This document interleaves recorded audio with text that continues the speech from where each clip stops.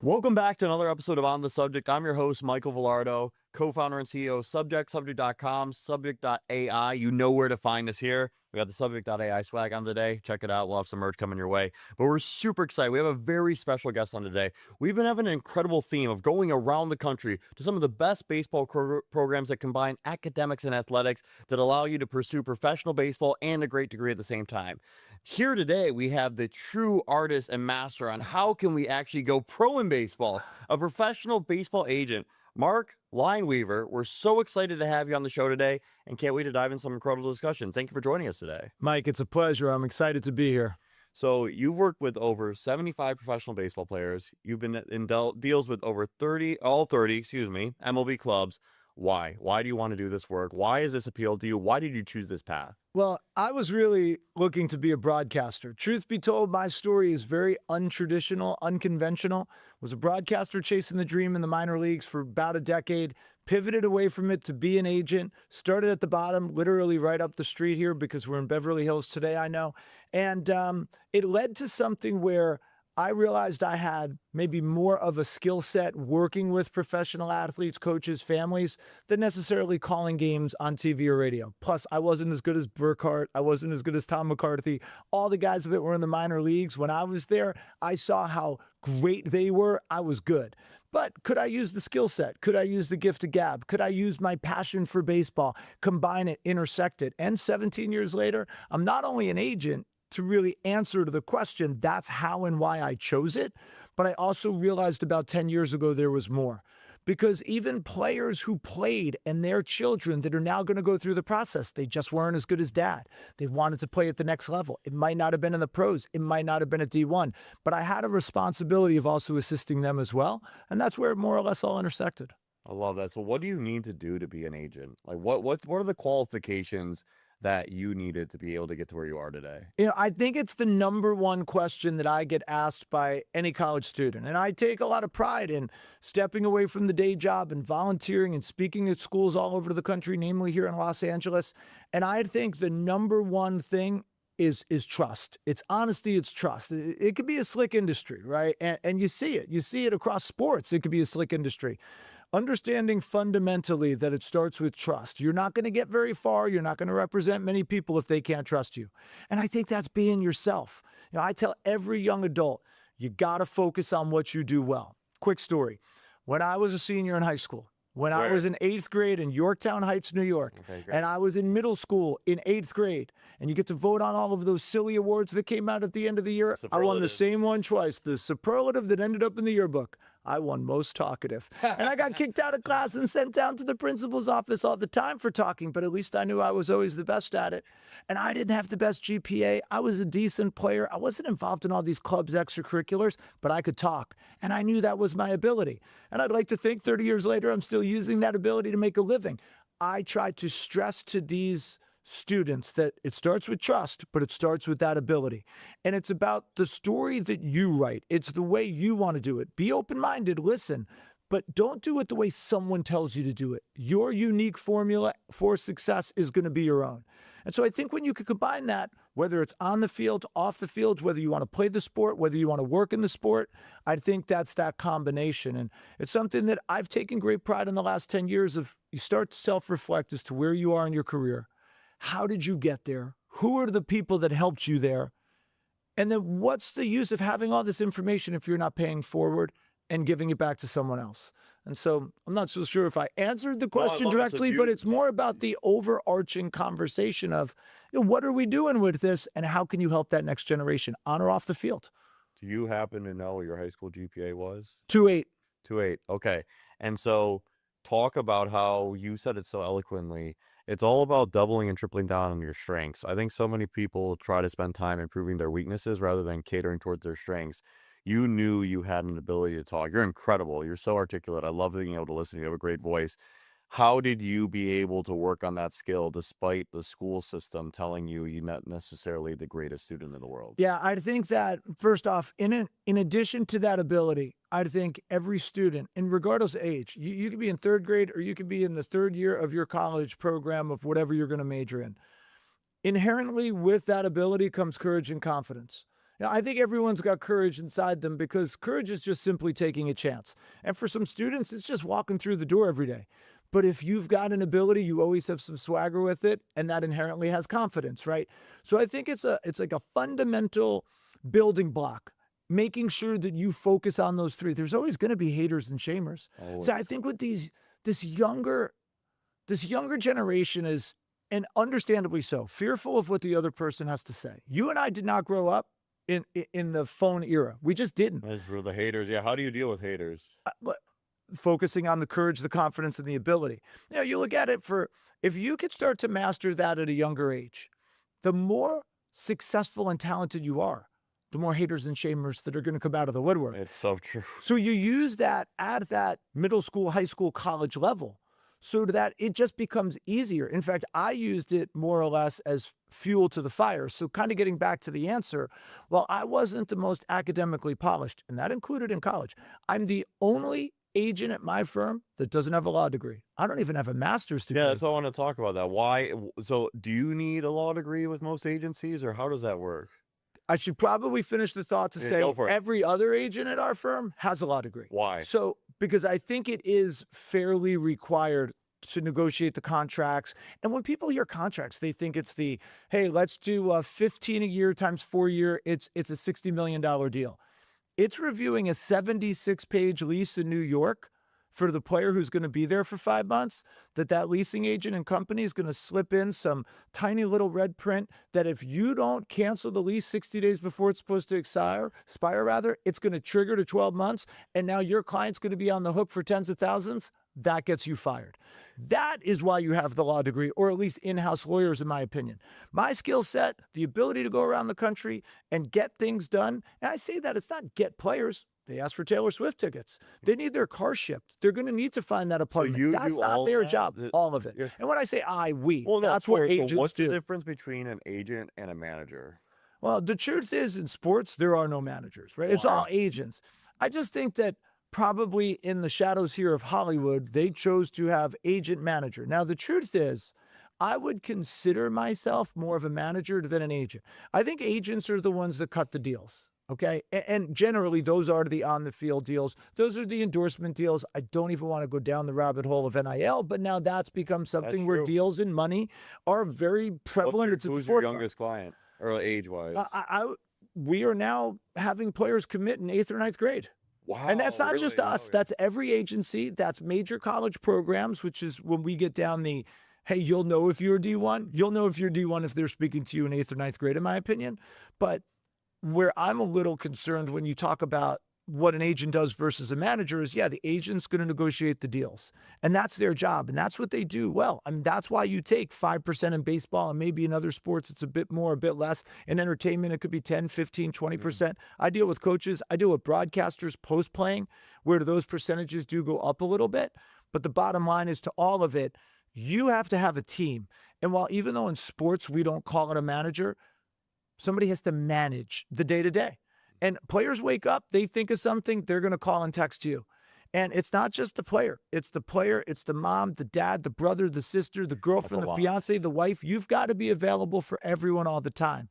And so I've always considered myself more of the role of the agent, sans the law degree, where all of the people at our firm can go negotiate the contract. I might be the one that's assisting, or possibly even the lead person bringing the package together so that there is a contract to sign, if that makes sense. So it's a pretty busy 24/7, 365 nonstop job. But admittedly, when I referenced the going back a few years, I saw the landscape of who can make it. And that is remarkably a small percentage of, we'll say, the athletic playing world and capacity. But that shouldn't serve as a disadvantage to others, because I think there's an opportunity for everyone to play. And at the end of the day, if you want to play in the pros, talent plays. Bigger, faster, stronger, smarter. In today's world, they will find you. It's not like when you and I were making VHS cassettes and putting them in a package and hope that they got opened. Literally anywhere in the country, arguably the world, you could be discovered.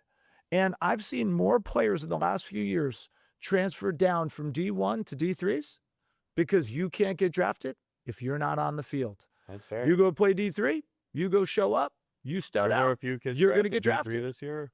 I I think mean, Caleb Durbin, the guy from Wash U in St. Louis who was on the Brewers and now on the Red Sox, I was blown away that like he's a starter in MLB and he didn't even go D1. I'm pretty certain that Mason Miller, the best closer in the game, He started right now, D3. He is did. D3, right? So Yeah. the bottom line is you've got to play. Yeah. And again, I don't want to go down too Mike, many no, rabbit this is holes. actually super valuable to our listeners here. We talk about a lot. I mean, my content is all about education first, Sure. and I'm very passionate about that. And we say it's better to go to a great D3 academic school than a low-end academic D1 school. Like, what's your thoughts on that, how you approach the college process and be able to prioritize getting on the field? I love your approach. Well, I'll also say to that, my approach or my suggestion mirrors still the D1 model. I'll give you a great example. Sure, education absolutely matters. But I also think, how big is the classroom? Yeah. How far is it from home? What are the majors and the minors? What are the extracurriculars that are going to matter? If I know I'm going to go play, regardless of sport, if I like skiing and snowboarding, I'm probably not better suited for the Southeast Yeah. or vice versa. If I hate the cold, then why am I going to a school in upstate New York? Yeah, it's going to be a tough time. D1 included, right? So I do think the extracurricular component is oftentimes overlooked. But fundamentally, there is a huge difference playing Division I at Marist in Poughkeepsie, New York, and Mississippi. Very It's a big huge difference. but they're both D1. Yeah. And they're both going to pay you to be there. And you're going to get exposed because you're at a D1 program, so they're going to have scouts and otherwise come through and get eyes on you. But the opportunity to play and the comfort of the environment and the chance to thrive on and off the field between the ages of 18 and 22 or 23 now could be that fundamental development of prepping you to what's next in life, either on a field or off it, as a pro or as a not-in-pro, right? I think that for me, yes, education absolutely matters. But I think it's sometimes the non-book education that we are absolutely literally ignoring. And that could even be at the D1 level because it's all about the sweatshirt and saying, hey, we're here now, rather. Well, they teach you a ton. I wanted to double click on something you said there, talking about Marist, which I think is a great example. Are they in the MAC or what conference are they in? Are any of these schools in any conference now? Good point. Now, I'm pretty certain it's the MAC spelled MAAC Yeah. with the Siennas and those kind of New York-based schools. Which very proud of at Cary, Illinois. We had 6 kids in my grade go D1, but a couple of them went to the MAC. My best friend went to the MAC. He played in Niagara.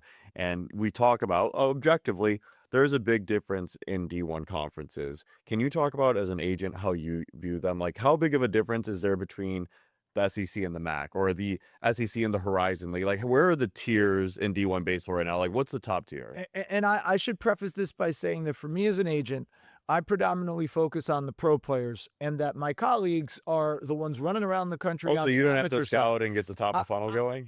I'm involved in the process, but I'm not the one that will necessarily go to the showcases or go to the events. I'm not the one who's going to necessarily speak to the high school or the college families. I'll be a part of the process, and I've been a part of what I just described, but I'm generally, when they sign and choose to turn pro, that's when I really start to deal with them.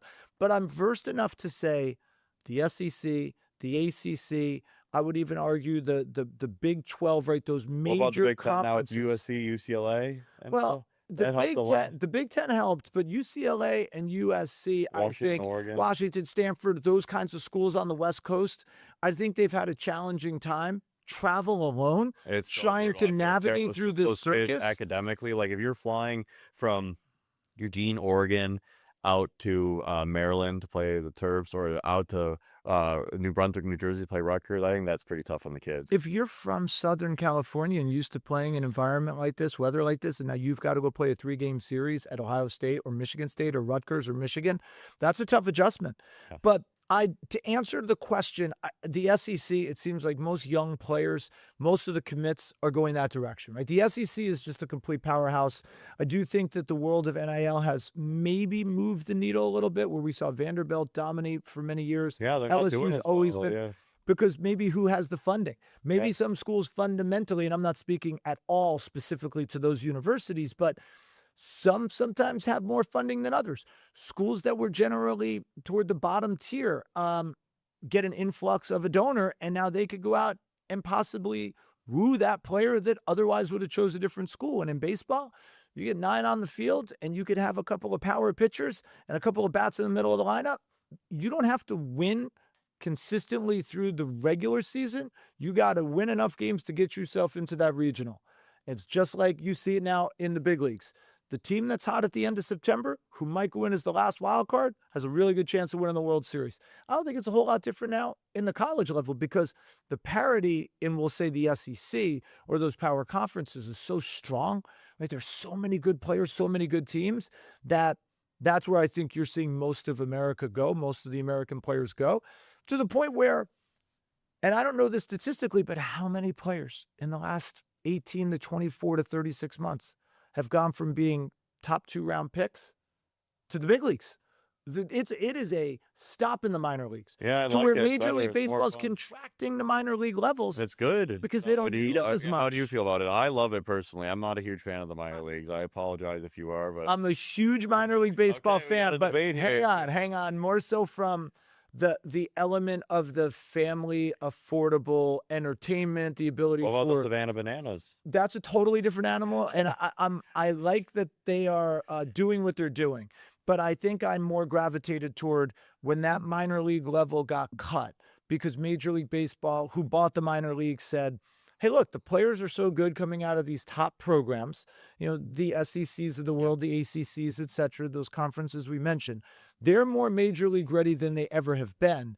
We can get them to the big leagues with a quick stop in AA or AAA, and then they're not only getting up, they're staying up." Yeah, it's good. I always feel for some of the towns that historically had minor league baseball and that connection to either an affiliate or just the charm of the game. As long as they're being replaced with the Summer ball. college development program, maybe an independent league, I don't think fans know that big of a difference between this was the affiliate of the Florida Marlins or otherwise. That's the part that I love about the minor I love leagues. that. I Just like the empathy. baseball throughout the country and that the fans have a chance to go see the game really close versus the alternative where they might be literally states away, thousands of miles away from the nearest major league ball. No, that's fair, and I do love that, and we love going to small towns throughout the country for the work that we do, and so I definitely appreciate that empathy. It's the charm. Where would you rank SEC? Double A, high A? Where would you rank the level of play? It's somewhere between there. And it's not to say every player is at that No, level. but the but what- competitiveness is look, pretty great. and you look at some of those teams in those rosters. Could you imagine if you just made a couple of all-star teams from SEC schools alone? I think they absolutely compete. I think the one thing that you'll see from a college to a pro level is the adjustment, the speed of the game, and certainly the wooden bat, right? Yeah, wooden Versus bat's tough. Yeah. the aluminum bat.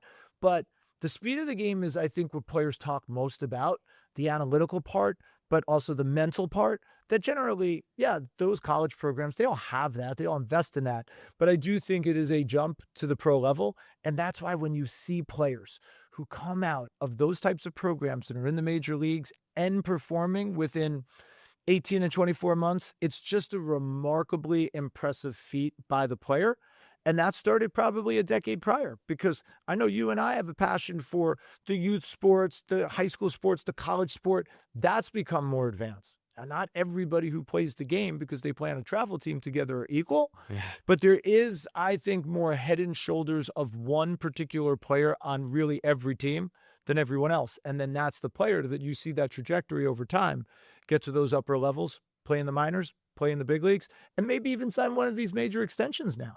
Those are amazing. So let's get to the agent life here. When a player signs with you, what's the first conversation you have with them beyond baseball? We were talking a little bit off camera, but would love to hear more from your, like, what outside of baseball are you advising on them on, helping them with, like, a personal life, being able to, finances? Like, tell Sure. us more about the beyond the baseball conversation with your athletes. Well, I think every player is different. Some players are a little more business specific and they want to keep it as such. I think generally speaking, in my experience, they have interests, right? I can't tell you the number of baseball players that were also great basketball players, football players, hockey players, and maybe they were better in those sports, but baseball had more of a trajectory to get to the big leagues or have more money. career, Yeah, right? it More does. career That earnings. was why I wanted to do it instead of hockey. But they might love hockey. So when it's I spring was- training and you're in Florida they're going to want to go to a Tampa Bay Lightning game. They might have studied business. They might have been a broadcaster. They might love biology. And so they do have a decent amount of downtime. They do have a lot of downtime, a lot of time on the bus, playing, yeah. And I think them not abandoning the other passions allows them to balance out. Look, the game's hard, and So it's really designed where you're going to fail far more than you're going to So succeed, hard. right? We always hear if you hit 300, you'll be in the Hall of Fame, or that means you have to fail 7 out of the 10 times. Yeah. How does that athlete balance out, especially in that world of social media where there's those haters and shamers that Every are going to day. come after you? And you got to maybe have the social media if you want the endorsement deal, or Yes, you you want to do do. some of the things to build your brand. Well, that kind of goes with the good and the bad. But I'm a big believer that understanding that client as to who they are, what their passions are, what they liked, and that could have been in high school, in college.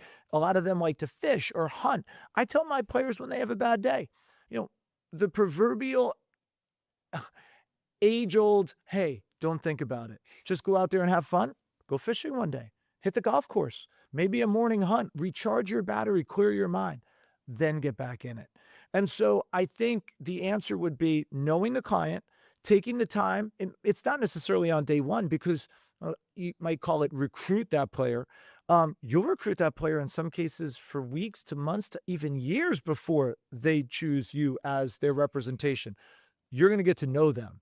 And I don't think it's always about TikTok or video games. It's about things like I described. And the better you can know the player, the better you can know the family, the more they are going to trust you, the more you can invest in them.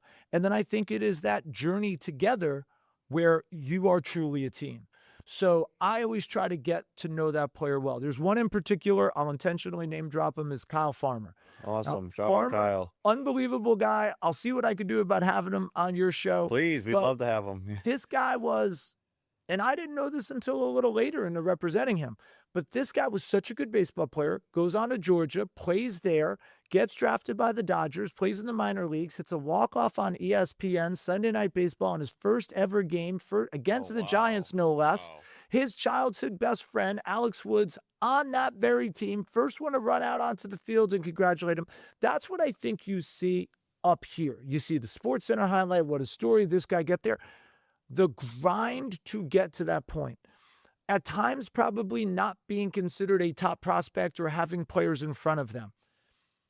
It was the conversations with a player like that were always more about what else do you have a passion for just in case, right? Never know when a player is going to get hurt. Never know when a player, all of a sudden, their talent starts to plateau and they get leapfrogged. So what else? I mean, I've had players ask me, how do you franchise a Chick-fil-A? I don't know, but it's my job to figure out how you do that, because that might be their next step in life. But with a Farmer, what I always liked is I always enjoyed the broadcast. I enjoy creating, making TV shows or movies, even if it's in the world of sports, having my hand in that. A lot of players seem to like that.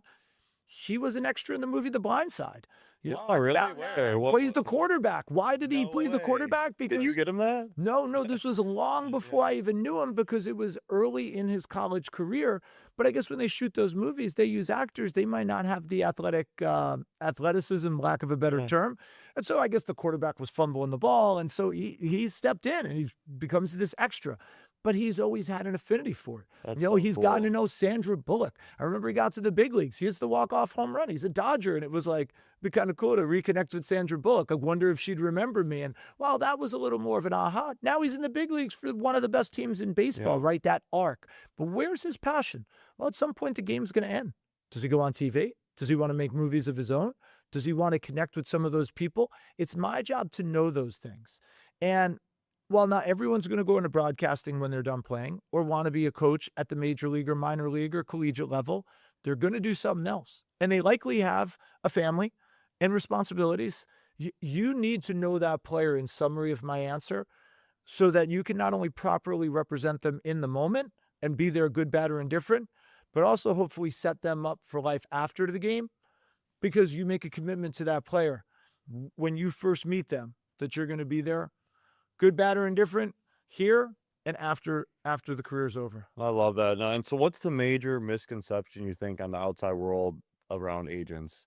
What do you think the biggest misconception is? That it's all about money. I mean, don't get me wrong, right? Money is so crucial. I've seen players, and I think players have even gone public to say, I'll take a little less to go play in a certain city. How do you feel when that happens? The player's the boss. So my answer is the player's the boss. Your job as an agent, I think fundamentally, even if you look up the definitions of the words, is advisor. You're an advisor. You advise. Here are the pros, here are the cons, here are the options. You're going to make the decision. And I think to really directly answer the question is, the misconception is the player did this or the agent guided them to that exclusively for the money. And I don't really believe in that. I think the proper job of the agent is to, yeah, absolutely go get as much as you can for that player and their family, but get it to a point where they make the decision and they know all of the pros and the cons, the strengths and the weaknesses, the good and the bad. Players sometimes like to play in various parts of the country. Let's just go with the Midwest, and Chicago included, versus New York or Los Angeles or Boston or Philadelphia. So tough places to play. You sometimes see players thrive when they go somewhere else. And the hometown fan says, how come they didn't do that when they were here? It's because they were uncomfortable. They weren't really built for that environment. And I think, let's just say a player's in a free agent situation. If you don't know that and you don't know the player and you ram them into a city where they're not going to succeed, it's going to be a problem. So And it might not do you be see a big difference there between city location? Absolutely. Okay, so how do you? Because the media has a major factor in that too. Why? Well, I mean, you go to New York, and probably even Philly and Boston. I think You think those are the three toughest markets? Absolutely. I don't think the LA market and the Chicago market is as tough. And again, look, I didn't play. I was a broadcaster in the minor leagues. I've been an agent for almost 2 decades. But this is all, speaking to players, this is all conversationally seeing it, not just with the player, but with members of a front office, a coaching staff, and even the media themselves. Every single aspect of the game to game. Baseball, there's 162 games. That's so brutal. The game that's going to happen tonight in one of those cities at the end of April will be scrutinized at every level. Yeah, I mean, look, Alex Cora just got fired. The whole, Jason Varitek, a legend in Boston, got fired. Moves on, right? And what do? They've already won 2 games. Does that mean that the interim coaching staff... Oh, they won the last 2 games? Yeah. Wow. So does that mean that the interim coaching staff has got this magic? But I don't know what it is, but I do know Chad Tracy, right? I saw that. Chad Tracy, who played in the minor leagues for a long time, played in the big leagues a little bit. But when you see that throng of media waiting for you at your locker, and really, unless there's someone there from the organization to be like, okay, thanks everyone, like moving on here, you don't see that necessarily in Tampa. You certainly don't see that in cities, not to say they don't have reporters and there's not post-game coverage, but you don't see it as much in Miami or Pittsburgh or Colorado. But you absolutely, they're waiting for you before you get there. They're waiting for you long after you leave. You can't drive home and listen to anything or follow social media because the sports talk or the back page papers in those cities, that is their job. And I do think it comes with the territory. You don't get to choose it sometimes because you're drafted into an organization. But if we're talking about education and tying it into sports, the amount of education that I believe is dedicated to the minor league process now of prepping that player with media, with awareness, with finances, with the concerns of outside factors. We're seeing gambling, obviously, across all sports. Maybe even having a player or challenging them, if they're an American, to be a little more bilingual because a lot of their teammates are going to be that. That's a great push. I think that's where we could talk about math, English, science, right? The traditionals. I think what I'm talking about now and what you're seeing investments being made by organizations into their players at a young age level in the minors, that's an education too. So they're more prepped for the ultimate goal, which is when they get to the big leagues, to be the best player they could be on the field because the distractions off of it, they've been able to better master and handle. And that's part of my job, to help them with anything off the field so that they can go be the best player they can be on the field. Well, can we talk more about the social media piece? I thought it was really interesting how you're talking about the haters and such. Do you tell your players to not read it, or like how do you like, what's your advice to them when they are having a slump or whatnot? Do you say like, hey, like block it out, or how do you navigate all the trolls for these incredibly talented professional baseball players? Well, I think first off, all these social media platforms have various settings. So you can, do you invest the time into teaching? And we do. We try to, we have a department where we try to teach our players, like, here's some of the restrictions you could put on. So maybe that gets cast off to the side before you even know it was said or launched. But I think the player has to have awareness. And what you're seeing with a younger player is social media has been around long enough now that if they were in high school or even back to middle school, now they're at a college program, now they're in the minors, maybe young in the big leagues, they're already familiar with it.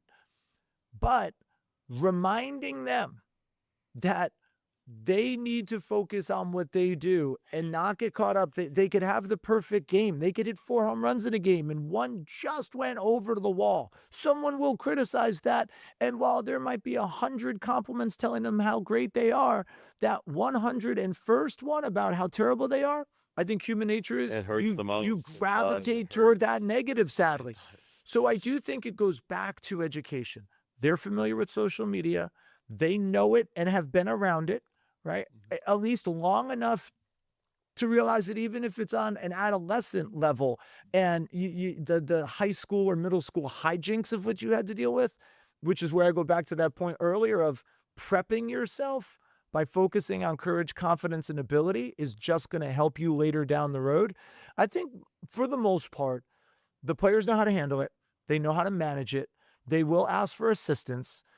It's hard to just say, just ignore it. That's So impossible. hard. It's just generally impossible. But I do think that there is greater limitations, meaning to access, right? Like you can reduce how people correspond so that if you do want to use your social media profile to either give back, be philanthropic, show who you are as a person. Sure, there'll be benefits to people who are going to want to do endorsement deals or a product deal or things along those lines. Why not take advantage of those things, paid or unpaid? A lot of players will say, you're going to send me that for free? Yeah, absolutely, I'll promote that product. It doesn't have to be for money. It's just something they believe in. They've been wearing that for years. But you do leave yourself a little bit vulnerable that there are going to be those haters and shamers. And I think because of that education from an agent or an agency, from the organization who you work very closely with. Remember, this is an investment for all of us. Yep. That player and that family is an investment that everyone is rooting for a positive outcome. Yeah, you're a You team. work with them often. And I think you asked a question earlier about the perception of the agent. Generally, the public sees the agent only when there's the mega free agent contract, regardless of sport. They don't see the behind the scenes of working with the club, caring for the player, caring for the family, the things that happen when they get hurt, or maybe when things don't really go that well up here and they have to take some time off. And that might be in the middle of the winter. No one sees that. And that's where I think that misconception comes. But when, not to be pun here, it's a total team effort. I love that. So we talked a little about Kyle Farmer, who's an incredible player, and you've done a great job with him. What about let's talk about Kyle Higashioka. Yeah, Higashioka. So he went through, and he's had an incredible career. He's crushing it. Yeah. He was committed to Berkeley, great school, but he took a $500,000 signing option. It's obviously worked out great for him because he's making a killing. Like, how did you work through? I don't know if you're working with him yet at that point. Like, how did he navigate that challenge, and what has it been like working with such a great, talented player like him? So I started at the firm a year after he was drafted. Awesome. But he's a high school kid that's now at the lowest level of low in the minor leagues from Southern Cal, now in Tampa, Florida. Yeah. But because I explained that I get involved when the player's a pro, I immediately started to work with Kyle. And here I am probably in my mid-30s where he's in his late teens, right? In that gap. You've got to find A way to connect, and B, be available for the player. So very smart, could have went to Berkeley. Sometimes that opportunity to not only play professional baseball, but I think baseball and even the agents have done a good job that if you want to continue your education during the winter, and even now with so much online learning during the season, which is a little trickier because that can get a little complicated and cumbersome. Yeah. But there's enough ways to go back and finish your education. He was always just so smart. No surprise that he became one of the best defensive catchers in the game and ultimately get those contracts. But what always impressed me about Kyle, two things in particular, aside from his talent as a player, who also had to go through Tommy John surgeries and injuries and ups and downs, and having players, including catchers like the Gary Sanchez's of the world, leapfrog him. I used that term before on where they stood on that on that depth chart of who's going to play at the major league level, right? Is he was always really academic. He was a big reader and always looking to invest in growing his mind, especially from a mental strength thing, something that's really taken over the game in the last 5 or 10 years, investing in the mental, visual, those kinds of off the field things that back in the day, it was just all about what you could do physically. But he was also a remarkably talented musician. This guy could shred a guitar. And I remember when he was at his first or second major league spring training, you had the old veterans, the Jeters and those types of players, the Marianos. And they don't call it hazing, but it was a little bit of put the rookie in front of everyone and what's your kind of magic talent as if it was a show, and you had to entertain the group.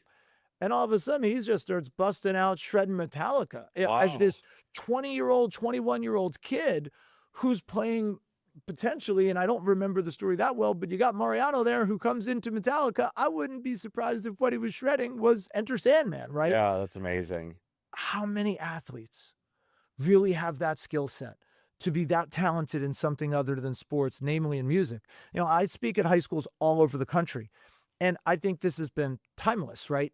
You have the athletes and you have the kids in the arts. They're a lot more alike than unlike. The talent, the requirement, the commitment, they're Commitment, the always, passion. the Mhm. lights are on. They can't make a mistake. Yep. Everyone's watching.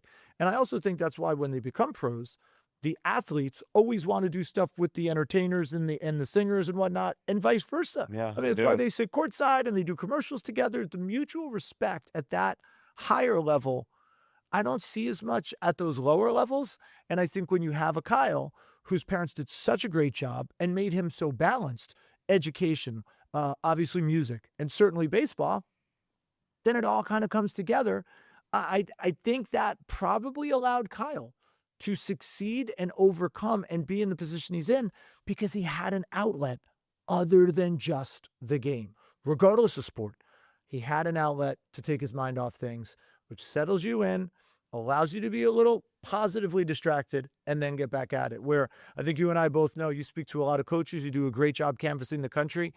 The number of student athletes and probably their parents who are just, we are going to go all eggs in one basket on this one sport, play one position, just do this for 11 and a half months a year. I think that could be concerning Oh, to how you want the end of this story to actually play out. it's a lot. And Kyle's a great example no, he's of great. the perseverance. What do you think is the number to not go to college? What's your number if you had a son going through the process? I have to give the kind of very agent speak answer of, hey, that number's personal for everyone, Yeah, right? fair. I think the only thing I would say to that is, if you're at a point where you're going to get drafted, especially now with the slotting system, and there's only 20 rounds, and there might be fewer There was rounds. 50 rounds when I was in high school. We had a No kid in doubt. high school, the shortstop a year above me, who went like 42nd round. He didn't sign. He went to Iowa Western instead. But yeah, Yeah, there's everyone I think knows the Piazza 62nd Yeah, rounder. yeah. I remember I was broadcasting in the minor leagues with the Yankees, and there was a player who was drafted in the 88th round named Scott Siebel, and he got Wow, called he up to made the it? big leagues. There was that many because rounds then. 80, they were over 90. They used to draft until nobody wanted to pick anymore. But Oh back my then there were 7 or goodness. 8 rounds of the minor leagues too. They even had draft and follow. They could draft you. You could go back to school, and they would follow you to see if they want to offer you a contract. Needless to say, Wow. the world has changed in a lot of capacities, right? Not just Only the Nets. 20 rounds now. There's only 20, and look, we could fast forward this conversation 8 months. There might only be 10 or 15 after Really? after the next collective bargaining. But the question on what's the number, every family's different. The dynamics of, we'll just argue Southern California versus other parts of the country, those two answers for the exact same player, those families and what they have might be different. But what I do think It's fair. is you generally see a player say, this is my number. And you're going to work with the team that if they want that player, that's the number. Where I think you do see some things go sideways is where maybe the player panics, or maybe there isn't the proper level of education there across the board, where they wind up taking something that they really didn't want.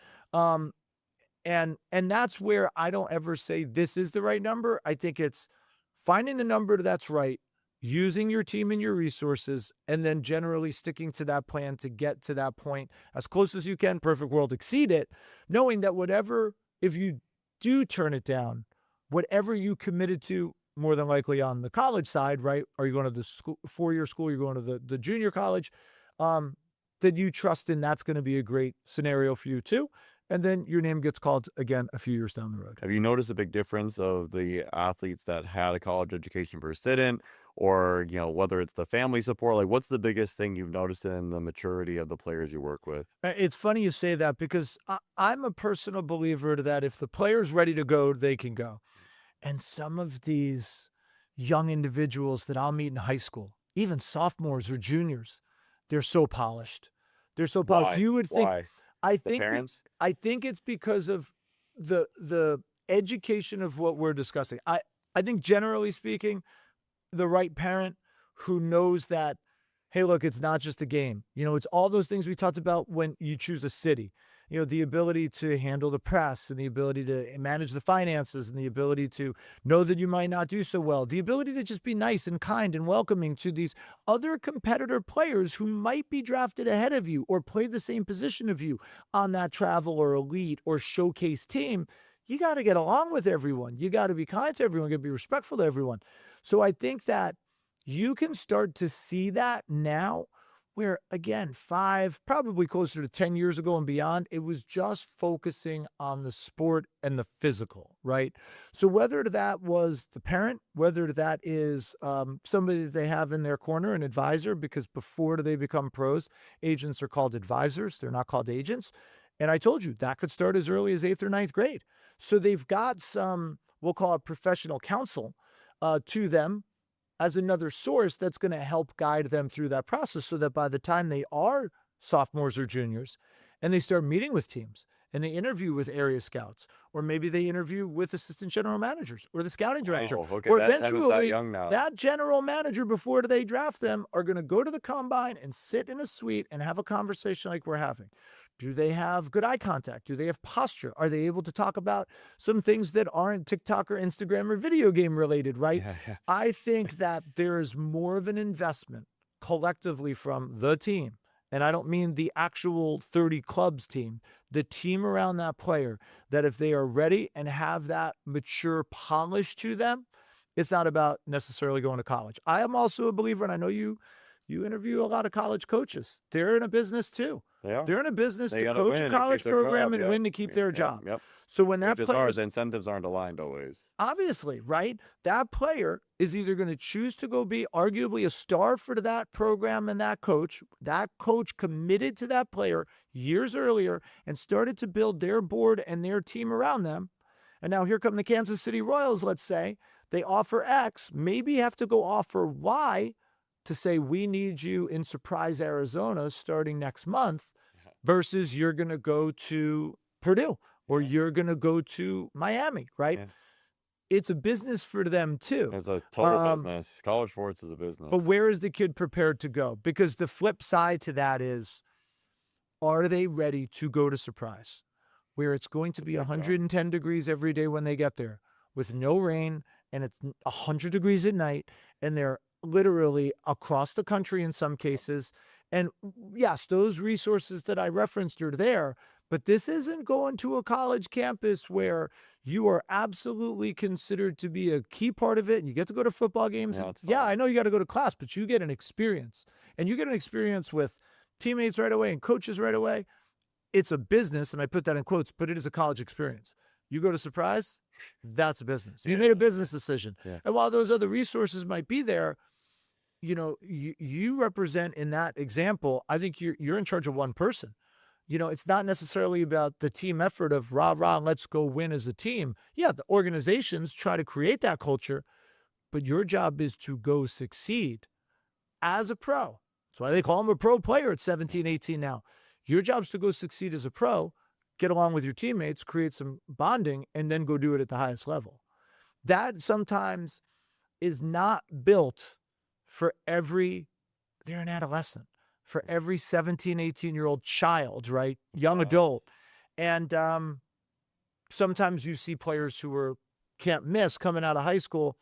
Those factors did not allow them to just go concentrate on the field and go perform. That's what I think I see. Well, what's the hardest call you've ever had to make to a client? People ask me this question every once in a while, and I just told the story, and I'm going to give, I guess, the positive to it 5 or 6 years later. I find the hardest call is when you, as a non-player who works in the industry as a representative, they're to the boss. You work for them.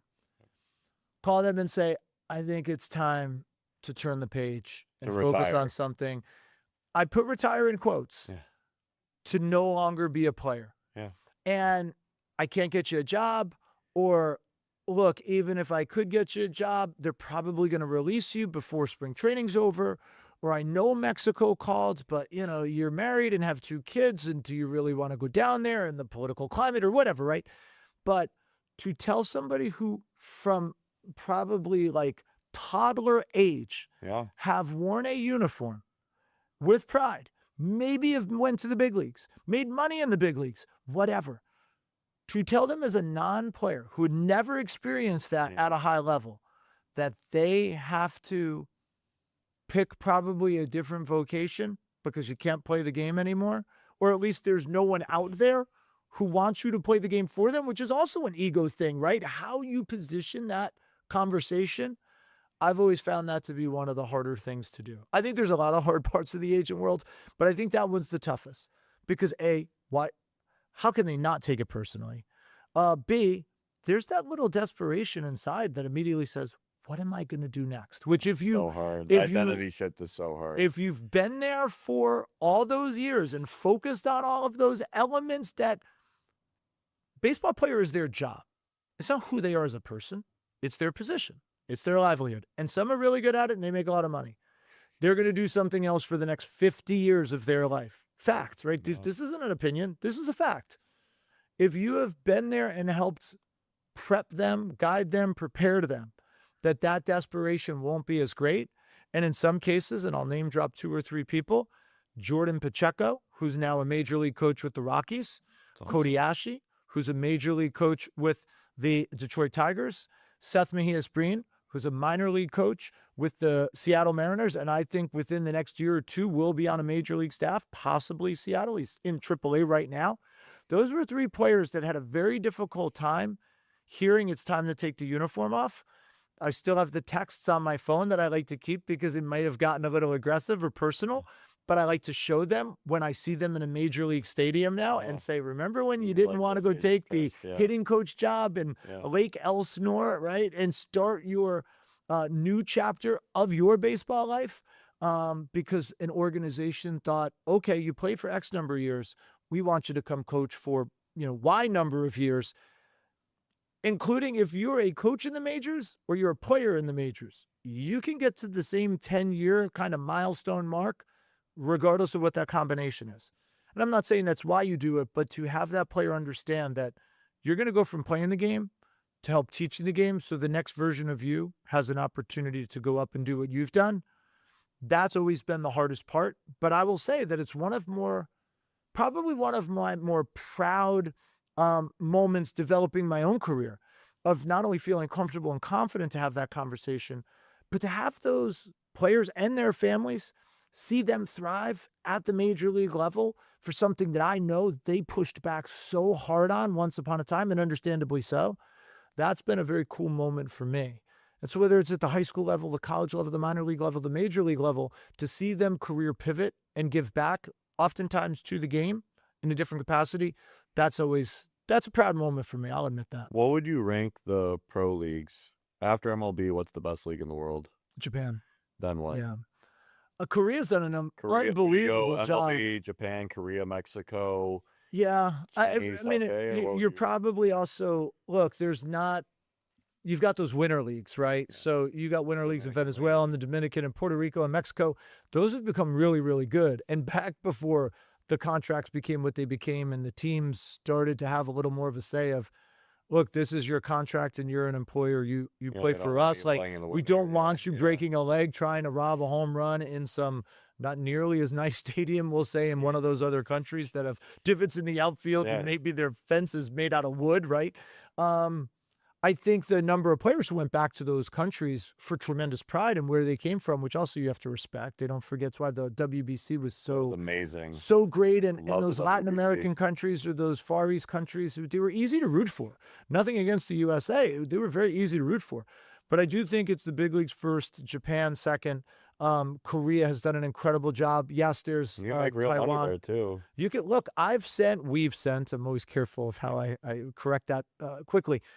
The number of players that even I or we have represented, where you brought them in the minor leagues or maybe through the draft or whatever, they hit a point in AAA or as a rookie or first 2 years in the big leagues, they just can't stick. They can not only go overseas and let's say make $1 million versus $25,000 a month in the minors, they get a chance to learn how to pitch. This game at the major league level has become so velocity specific. So every single team, everyone throws 95. Oh no, You know, and even if you tick up to 94, it's like, yeah, it's only 94. Like 15 years ago when you were playing, like if you faced someone in the Big Ten throwing 94, they were probably getting drafted on the first day, right? So to be able to go play, namely in those Far East countries, where contact, you watch the WBC, how they spoil pitches, they get this much of it, but keeps the at-bat alive. And statistically, the longer the at-bat goes, the longer or better chance that the hitter is going to win that battle. Okay? Wow, really? Wow. No, yeah. I think Pitcher it's gets just tired. because the pitcher starts to run out of where they're going to be able to execute it. And I think the hitter's confidence starts to, I'm seeing the ball, I'm getting Yeah, the you're bat seeing on the more, ball. yeah. Now, that doesn't mean that the hitter's always going to get a hit, but I think the hitter's got a better chance of putting the ball in play than they do if they were going to strike out. So if you look up that statistic, the longer the at-bat goes, the more it favors the hitter. If you're a pitcher and you couldn't stick, maybe because it was control, yeah, maybe it was velocity, but maybe it was just a real ability to learn how to execute getting a player out. You come back to the big leagues, don't get me wrong, velocity matters. Can you get hitters out at the major league level? That's what a team wants to know.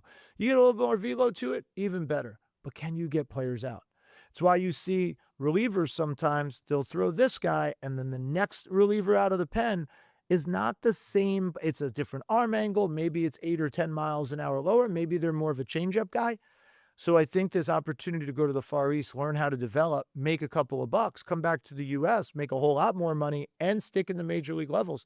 You've seen it. Merrill Kelly has become an incredibly consistent, really well-established major league frontline starter.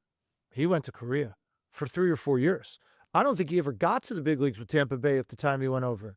He's a 10-year veteran. He's made a ton of money. He's pitched in huge World Series games, huge WBC games. That didn't exist back in the day. It's almost like Mr. Baseball. Your career went to die over there. Now your career can be revitalized. And I think your question was, where does the league stand? Because that league is so good and so competitive, not only are you seeing the American players go there, get a chance, improve, come back, you're seeing more and more Japanese talent come here and be really good right away because those players are playing against better competition versus maybe 10 years ago. I love that. And so, talking a little bit more about the media, you've been part of the broadcasting world, agent world. How do you feel the media shapes public perception of players, and how can you do a better job of having it work to your advantage with affecting your career earnings and your power? Well, I think there are certain players that maybe had a difficult time getting into the Hall of Fame, at least back then or even to this day, based on how they treated the media. Look, you can use the media to your advantage, or you can really have that media turn against you. I think, again, that proper, starting with being polite, right? You can have the worst game of your life. To just say to the reporter, who hopefully has some feel and awareness, like, hey, listen, can we maybe push this down? Or just doing it in a respectful way, knowing that there's always a camera on you and it could be framed one way or another, not literally, but figuratively. They could position what that comment was, what that face eye roll, whatever, however they control that, not you. So I think it starts very, very simply with how do you treat people and how do you respect them? But I think the media could really be something that is of importance. And it's not just to the player, it's to the agent too, right? If you represent good people, not just good players, the media sees that. And then they'll tell you that, right? I'm friendly with some really well-known, high-established major national broadcasters. I don't say that to be showy. I say that because I'm always more proud when they say, hey, I interviewed your guy or I interviewed the agency's guy. What a great dude.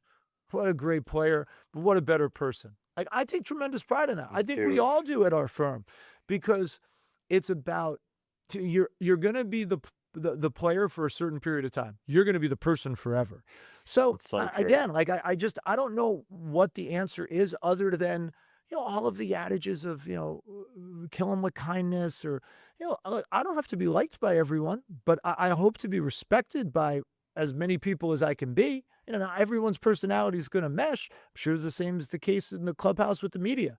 But if they respect the way you go about your business, respect their time, give them time, but also have some boundaries to understand, hey, look, you also need to know this is our clubhouse and you're a guest in it. I think most media will not only respect that, they will favor you when sometimes things don't go as well as you're hoping they go. Yeah, it's good. Get the media on your side. That's Yeah. good coaching. And And so, listen, do I have to put the old proverbial, this is just my opinion, right? They always say, like, you could speak to another agent, you could speak to another executive in sports, which is what I consider myself to be, more of an executive in sports, an educator, if you will, in sports. This is my opinion, but I feel like when you look at the players that we've had a chance to represent, that there's enough of them over the years that kind of fall in line with that logic. I love that. So we're going to go into our this or that's now, a rapid fire series where we're going to get your feedback on a variety of topics and just go with whatever comes to mind first. So contract value or contract length? I think again, going back to, and I'm not the best in rapid firing back. I think length, as long as the money's there, offers security.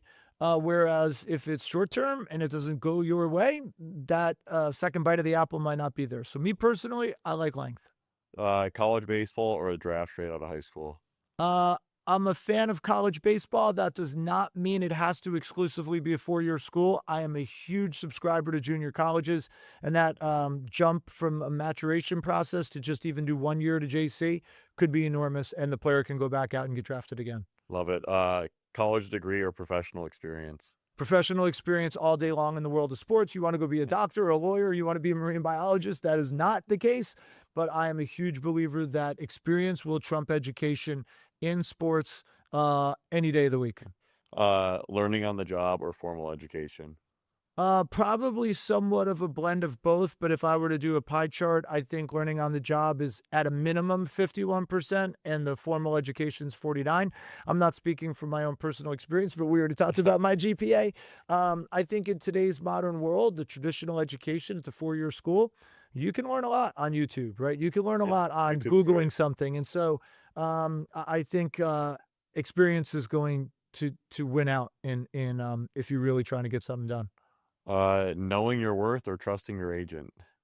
Knowing your worth. Fair. Life skills or baseball skills? Which one gets taught more in pro ball? In pro ball, I think baseball skills. But as we talked about today, I really hand it to the teams. I tip my cap to them, as if you will, that they've really focused on the life skills, how important those life skills are, investing in that, even creating almost borderline dormitories where back in the day, players used to have to find an apartment at 17 years old in that, using Kansas City and surprise example. Now they live in a dorm, very similar as a freshman in college will live in a dorm. And by having that, they have structured to use some of those life skill lessons where they'll put them in a, so to speak, classroom. And I just, such a great pivot by the baseball world to start investing more in that. But at the pro level, it's about bat, ball, Yeah. glove, spikes, things like that. I like it. Raw talent or high baseball IQ? Man, that's a tough one. I think it's raw talent because the IQ You can teach can it, be developed. It's harder to You can't teach raw necessarily talent. teach talent. especially for big league talent. Character or statistics? A character, I'm a character guy. So, here, if I could just elaborate on that. Yeah. Statistics are remarkably subjective. Let's just go to a Especially high at school. the youth level. Yeah. Oh my goodness. I can go to a high school and you could have the greatest statistics and you go to a school with 1,000 students. I can argue that the school a couple of towns over that has 3,500 students, you don't even make their team. Yeah, you could. Let alone making the team right, hard, be making the a varsity star. team serious. So I've always, and I'm very leery of this with parents with, well, my kid is this, or I have those stats. It's like, so I'm not choosing statistics at all in that case. Long career at average pay or short career at elite pay?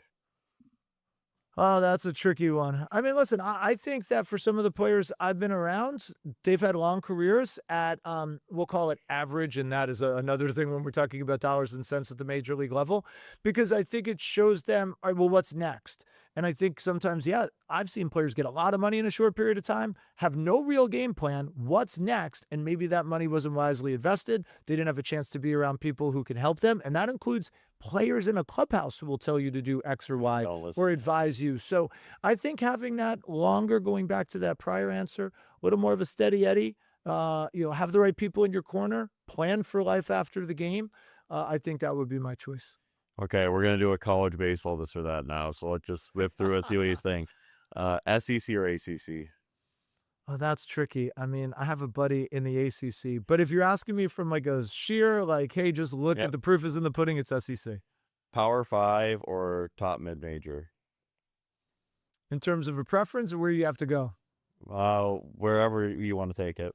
Listen, I'm a mid-major fan. I think everyone, even just using I like it. basketball, That's contrarian. look, you look at basketball, everyone roots for those mid-majors. Who loves those upstates in the 11 or 12 or 13 seed?